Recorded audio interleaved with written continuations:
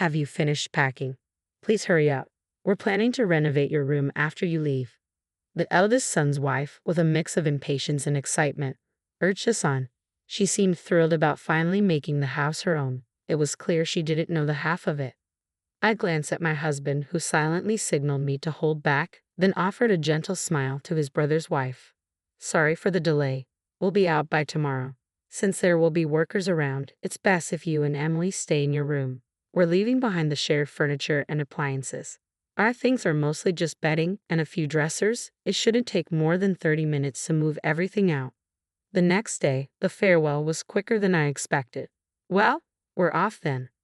Yeah, see you. Take care, they replied without much thought or emotion. There were no apologies or thanks, no proper send-off.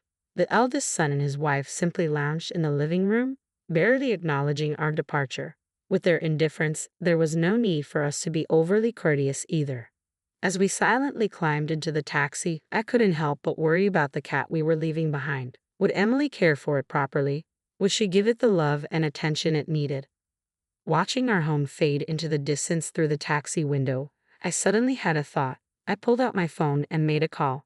In hindsight, this might have been my sixth call. My name is Karen. I'm 64 years old, and my husband John is a year older than me. We've been happily married for 35 years with no major conflicts. John worked for a multinational company and was usually very busy, but he always made time for the family. This year, John retired, and I was looking forward to spending more quality time together. However, it seemed I was the only one excited about his retirement. Our eldest son Robert and his wife Emily had shown dissatisfaction. They had been living with us for about a year, ever since their marriage. Emily had requested to stay with us because of the convenience of our home being close to the station for commuting and shopping.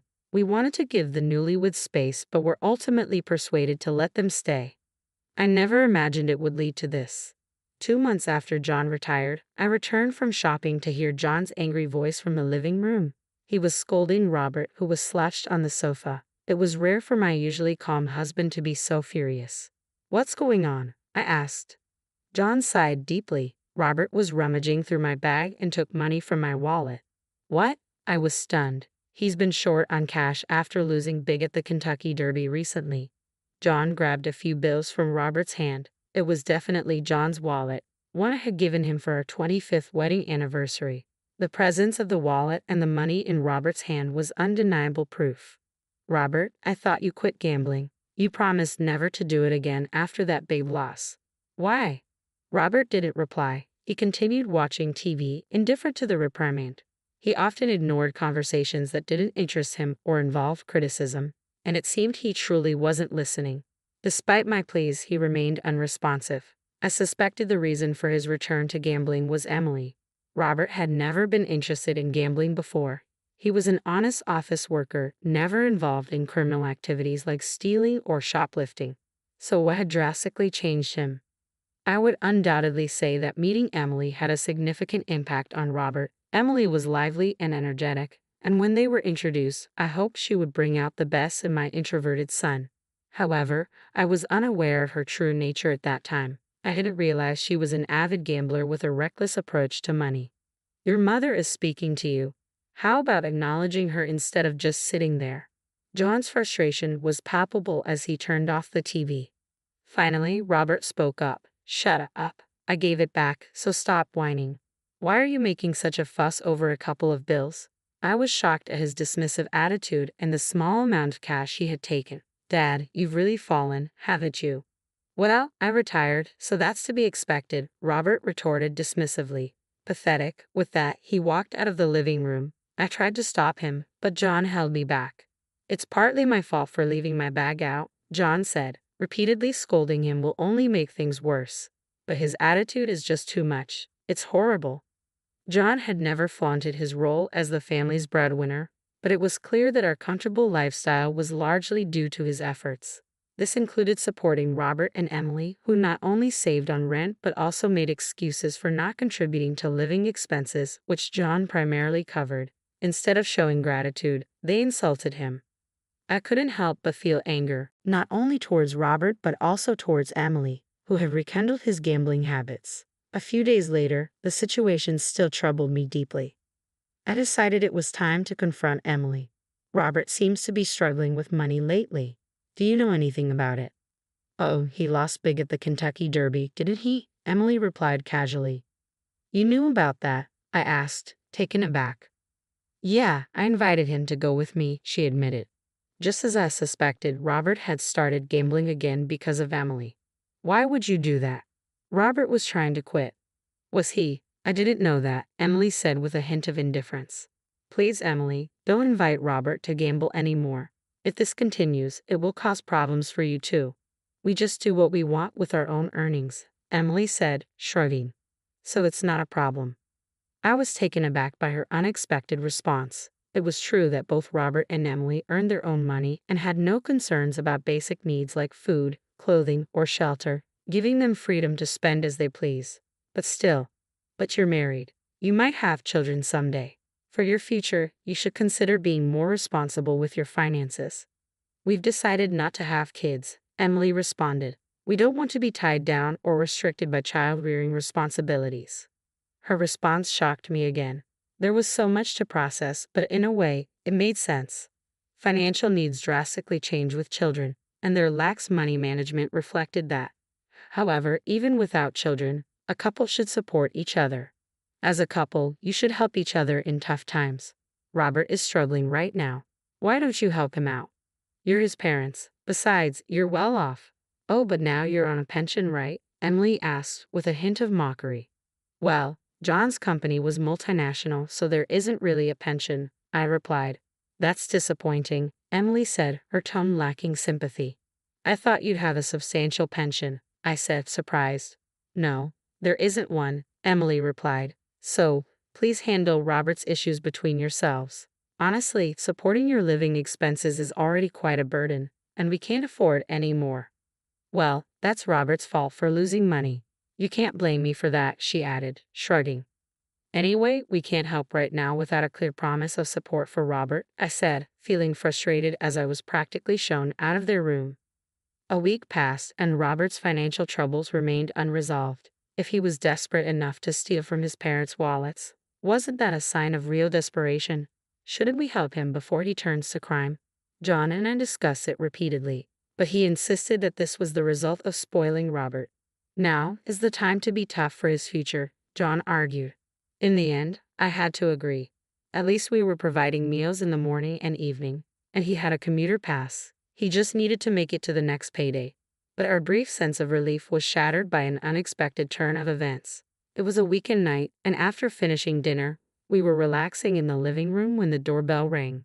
Ding dong. It was unusual to have visitors at this hour, so I answered the door with curiosity. To my surprise, Emily stood there, holding a cardboard box in both hands. She struggled to open the door herself. What's this about? What's in the box? I asked, taking the box from her. The rustling sound from inside made me gasp. As I opened the box, I saw a pair of eyes staring back at me. It's a cat, Emily said, looking pleased with herself.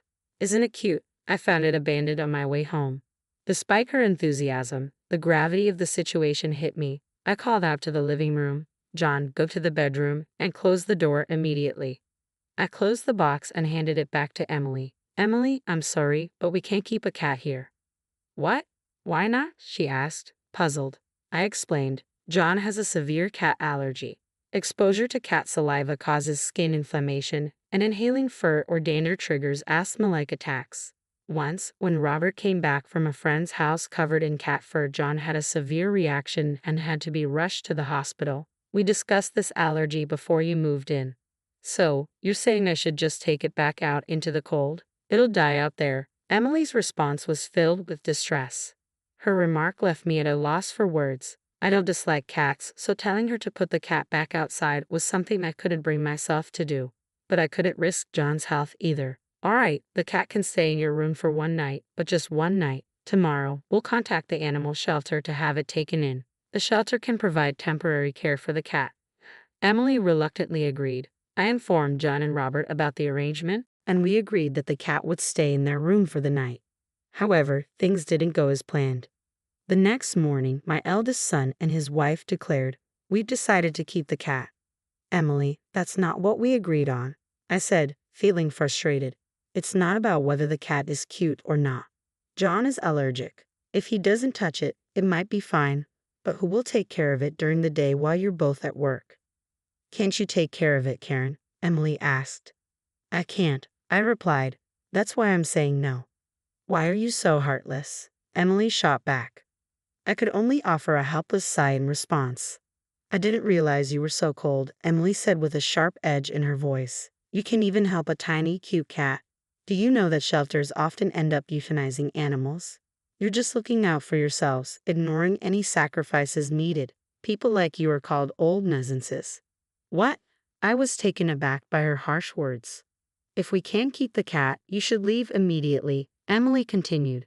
Before I could respond, Robert chimed in. It might be a good time for you to consider moving to a retirement home. You're old enough, and we have no intention of taking care of you. Besides, you're not earning anymore. That's enough. Both of you, John, who had been silently listening and was now wearing a mask and gloves due to the previous night's incident, suddenly interrupted. He kept his distance from Robert and Emily, and I felt a pang of guilt for making him uncomfortable in his own home. I can't keep a cat because of my allergy, John said. So we'll go along with your suggestion and leave. John, as Robert said, it might be time to consider a retirement home. I agreed, understanding John's intention to avoid further confrontation. To Robert and Emily, it seemed like we had given up. Their attitude shifted to one of triumph. Don't worry about the house, Robert said. We'll take good care of it, but keep all the utilities and ownership in your name. It's too much hassle to change everything.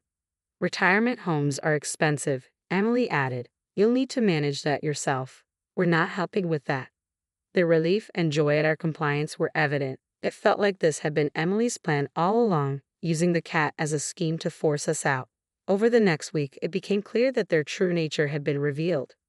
As I prepared for the move, taking care of John's needs and managing the packing, Robert and Emily continued to make snide remarks. They kept the cat in their room, aware that it would be problematic if John fell ill before we left. Have you finished packing? Please hurry up.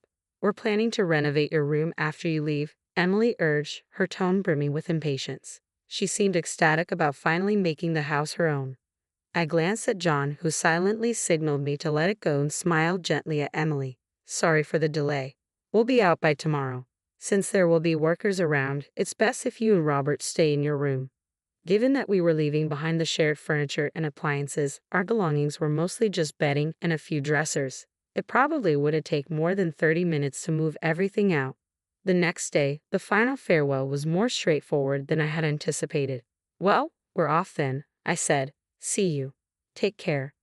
There were no words of apology or gratitude. Without even a proper send-off, Robert and Emily simply glanced at us while lounging in the living room. Given their attitude, there was no need for us to be overly courteous. As we silently got into the taxi, I couldn't help but think about the cat they were leaving behind. Would Emily be able to take care of it properly? Would she provide the love and care it needed? As I watched our home fade into the distance through the taxi window, these thoughts weighed heavily on me. I had a sudden thought and pulled out my phone to call someone. In hindsight, it might have been my 6th call since we moved. Adjusting to life after the move had been a bit unsettling, but it was mostly comfortable. With 2 fewer housemates, everything from cooking to laundry took half the effort, and I no longer had to worry about being considerate. I finally felt like I had regained the freedom I lost before Robert and Emily got married. One night, about a week after settling in, Emily called me, and with John's approval, I answered. Emily's panicked voice blared through the receiver. Karen, what's going on? The power and gas in the house seem to be off, she exclaimed.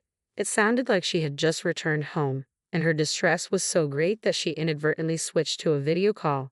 All I could see was the beam of a flashlight moving around in a dark room, and I couldn't make out Emily's expression.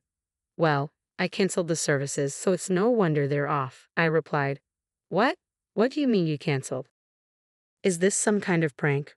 Are you getting back at us for kicking you out? Emily's voice was laced with confusion and anger.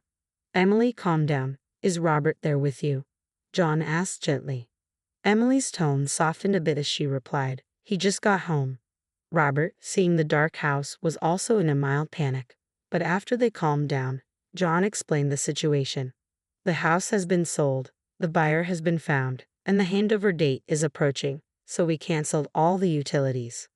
We were told about this. Emily interjected, her indignation clear. How could you make such arrangements without informing us? I felt exasperated. I informed Robert about everything, the sale, the handover date, and the progress along the way.